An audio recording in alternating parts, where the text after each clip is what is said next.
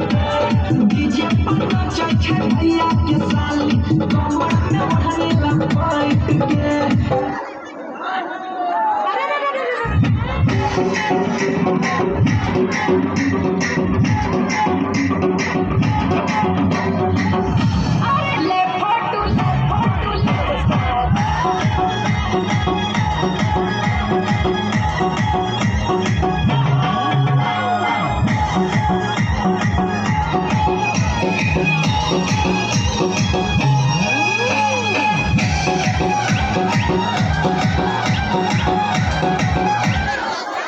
Papa mummy के लिए best gift कारवा मिनी।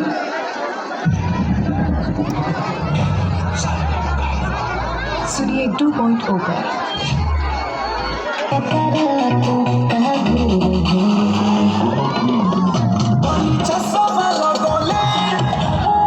अच्छा बानी चश्मा लगोले दूर दिन जैसन और दुनिया बजावत दिन जैसन हाथे नाच रे पतर की नागिन जैसन हाथे नाच रे पतर की नागिन जैसन